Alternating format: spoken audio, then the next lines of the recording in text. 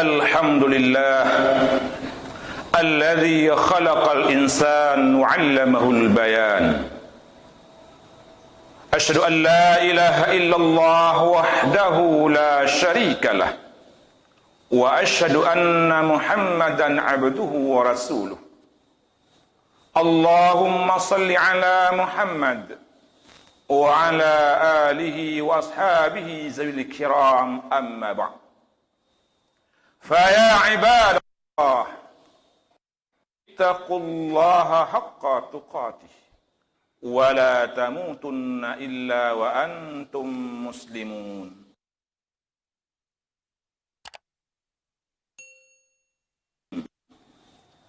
A'udzu billahi minasy syaithanir rajim.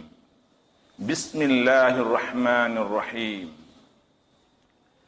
Iqra bismi rabbikal ladzi khalaq. Khalaqal insana min 'alaq. Iqra wa rabbukal akram. Alladzi 'allama bil qalam. 'Allamal insana ma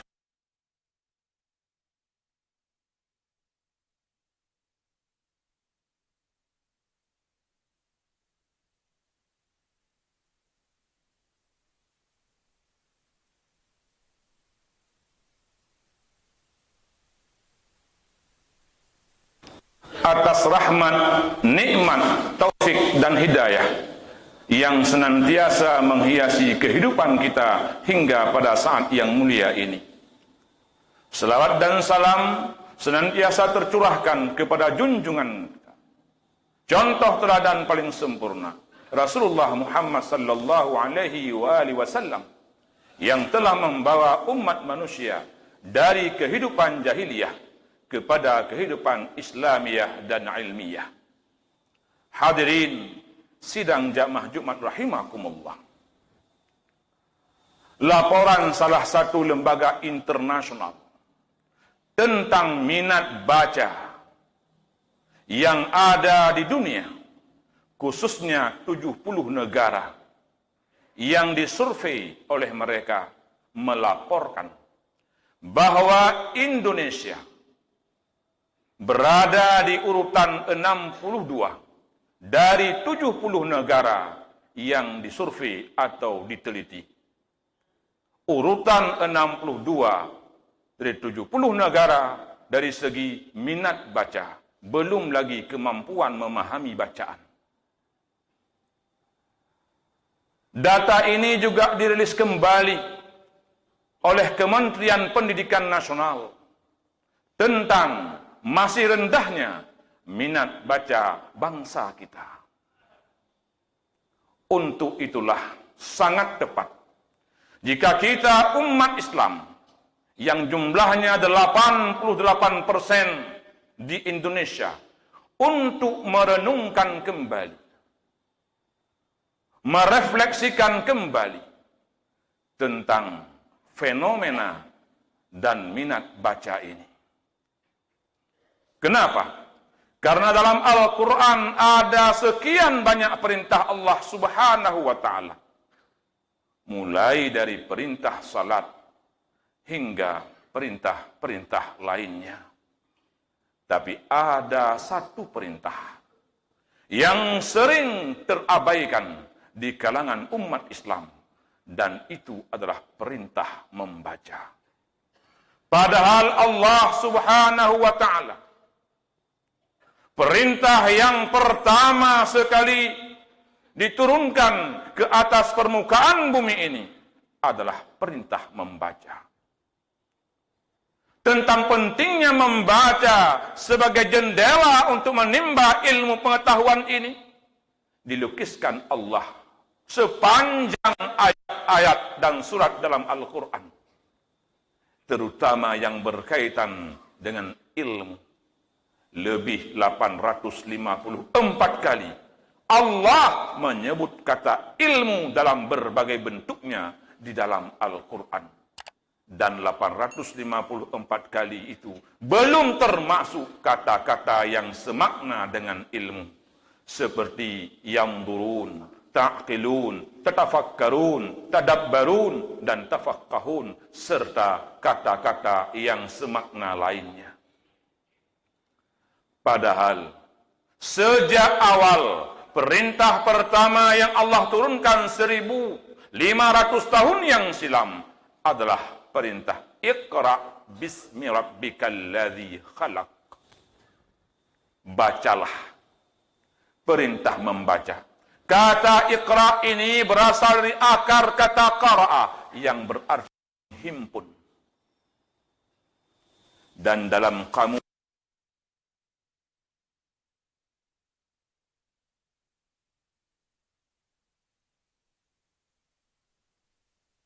huruf-huruf, tetapi Iqra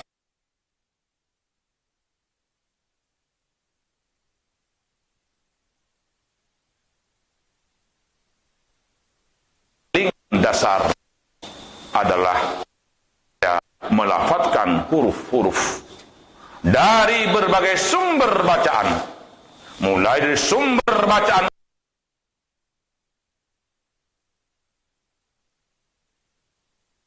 ensiklopedi ilmu pengetahuan yang dapat membuat kita mengenal Allah kita dan mengenal lingkungan yang ada di sekitar kita. Untuk apa? Untuk meningkatkan kualitas pengabdian kita kepada Allah Subhanahu wa ta'ala atau ketakwaan kepadanya. Hadirin sidang jamaah Jumat rahimakumullah, sangat ironis dan menyedihkan bila umat Islam yang punya ajaran membaca dalam Al-Quran, Allah turunkan perintah membaca, tapi tertinggal dalam hal minat baca, yaitu minat membaca sumber ilmu pengetahuan, minat membaca bacaan-bacaan yang dapat memperluas wawasan, memperdalam ilmu pengetahuan, meningkatkan kualitas kebijaksanaan yang pada puncaknya meningkatkan kualitas peradaban dan kepada. Oleh karena itu, Allah Subhanahu wa ta'ala sejak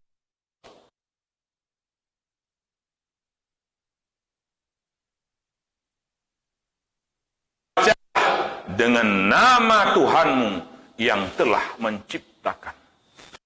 Menurut ulama tafsir,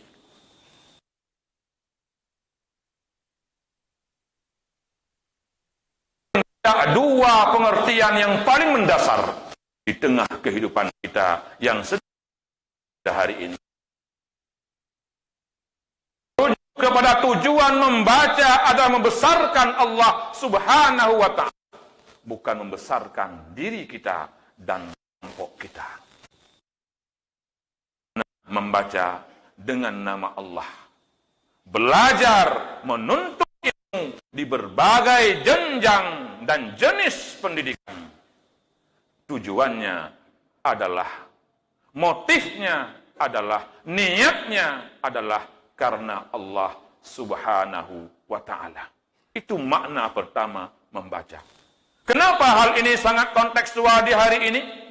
Karena banyak orang hari ini belajar, kuliah, menuntut ilmu, bukan lagi dimotivasi oleh tujuan untuk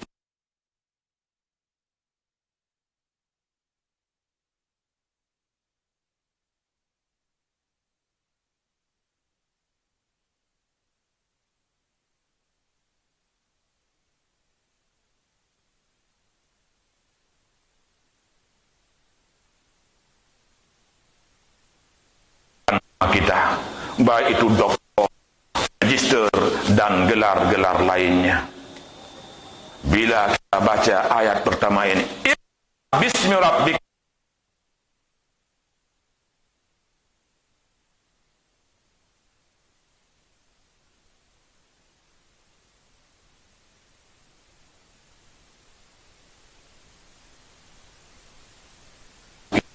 bahwa belajar dan menuntut ilmu adalah untuk mendapatkan ridha Allah Subhanahu wa ta'ala, bukan untuk mendapatkan jatah, pamrih, atau atribut-atribut duniawi lainnya.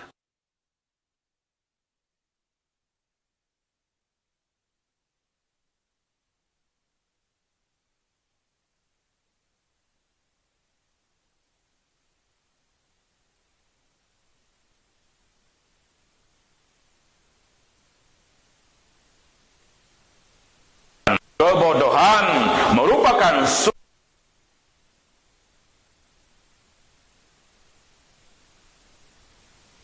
Islam rendah, lalu banyak kita lihat logikanya linear, sesuai, nyambung. Karena kebodohan salah satu variabel paling berpengaruh dalam meningkatkan kemiskinan. Bila kebodohan meningkat, maka tingkat kemiskinan juga akan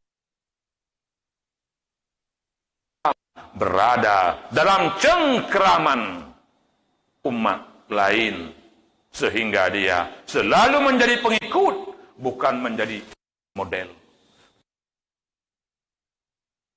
Kita semua, supaya kita ini menjadi suatu contoh terbaik di berbagai bidang kehidupan, baik bidang ekonomi, politik, budaya, sosial, apalagi di hadirin sidang jamaah. Yang kedua, 5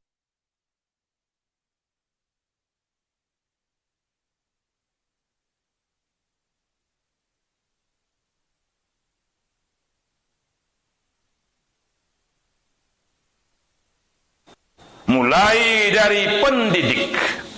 Dalam konteks ayat tadi adalah langsung Allah Subhanahu wa ta'ala yang dalam banyak ayatnya memperkenalkan dirinya sebagai Rabbus Samawati wal. Kata yang terdiri dari huruf Ra dan Ba itu adalah akar kata at-tarbiyah yang berarti pendidikan. Inilah pendidik harus punya akhlakul karimah. Karena inilah yang sedang krisis, dan krisis melanda kita semuanya.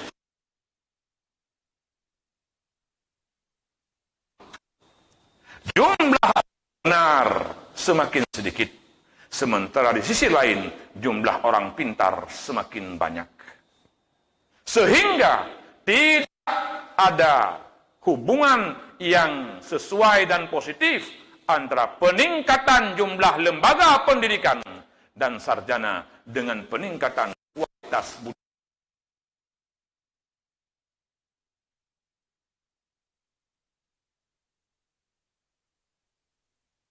Jumlahnya, tetapi jenisnya. Ada yang terpadu, modern dan tradisional. Ada madrasah, ada sekolah, ada yang kejuruan, ada yang bukan kejuruan. Ada kuliah atau pendidikan tinggi, dari diploma hingga S3. Kalau ini berjalan sesuai dengan tuntunan yang dicontohkan Rasul kita Muhammad SAW, mestinya peningkatan jumlah lembaga pendidikan dan peserta didik seiring sejalan dengan peningkatan jumlah orang yang terdidik, jumlah orang yang berakhlak mulia, jumlah orang yang berkualitas, khususnya kualitas ketakwaan kepada Allah Subhanahu wa ta'ala. Tapi yang terjadi sebaliknya, berarti ada yang salah. Ada yang perlu kita koreksi, mulai dari pendidik. Baru kemudian pilar kedua pendidikan, yaitu peserta didik. Bahkan para ulama terdahulu ada yang mengatakan bahwa jika kita ingin lahir peserta didik yang mengikuti profil Muhammad SAW, maka pendidiknya harus belajar bagaimana Allah Subhanahu wa ta'ala mendidik sang hamba yang menjadi teladan kita bernama Muhammad sallallahu alaihi wasallam. harus alim, harus berilmu. Jangan sampai ilmu guru lebih tua 1 jam dari ilmu muridnya. Harus berbudi pekerti yang luhur supaya muridnya mendapatkan role model atau uswatun hasanah dari gurunya. Dan yang ketiga, pilar pendidikan yang Allah ungkap dalam surat di atas adalah metode pendidikan, yaitu Iqra, membaca.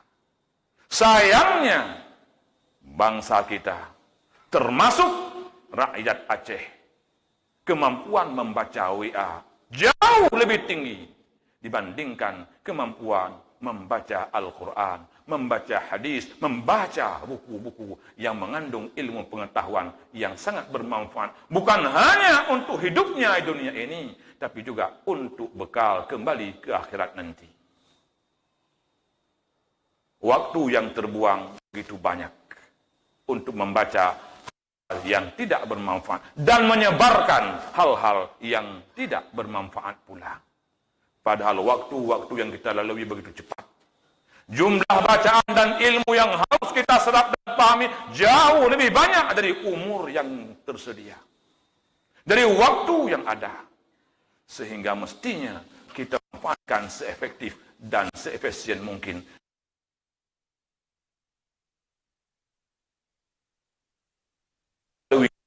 untuk menimba ilmu yang bermanfaat kita di dunia ini dan dapat menyelamatkan kita ketika kembali menghadap Allah suatu saat nanti. Hadirin sidang jamaah Jumat rahimakumullah.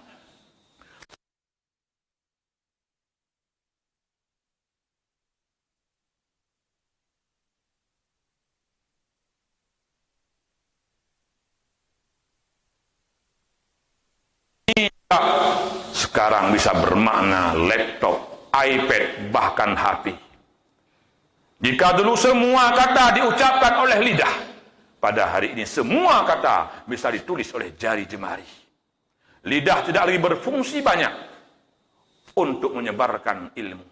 Jari jemarilah yang bisa menyebarkan ilmu pengetahuan. Tapi jari jemari pula juga bisa menyebarkan kebodohan dan kehancuran.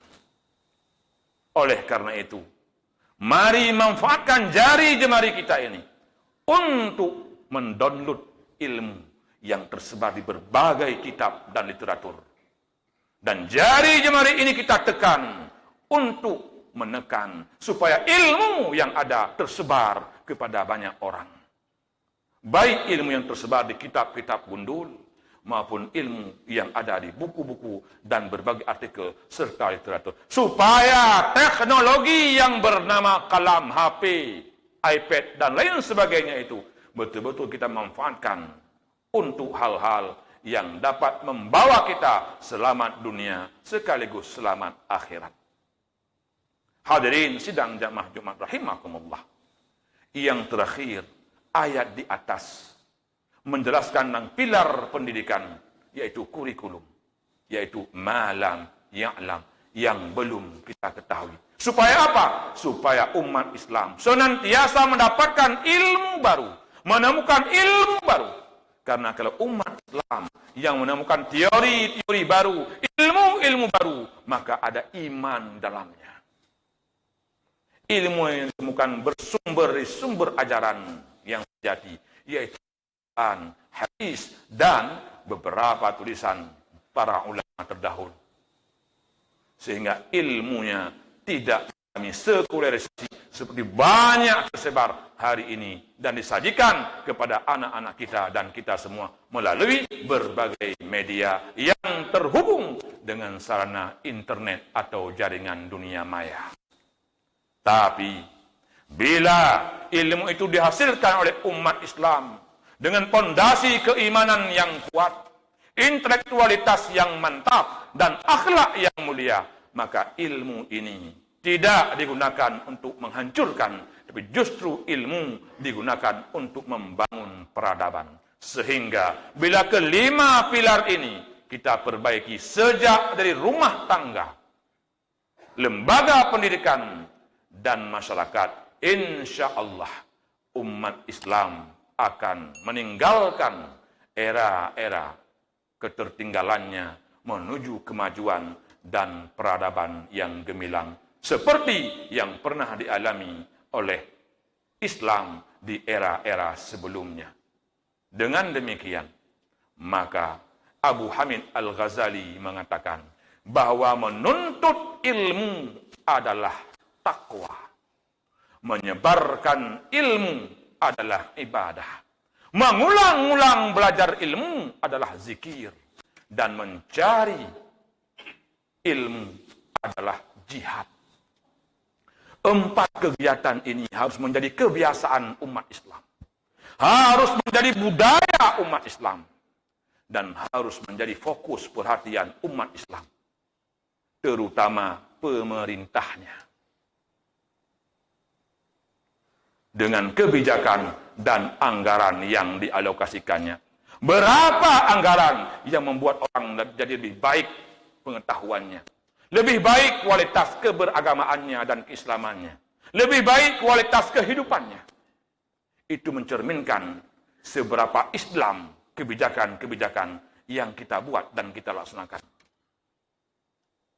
Dilihat dari seberapa besar meningkatkan kualitas keilmuan, keadaban, dan kualitas keislaman umatnya.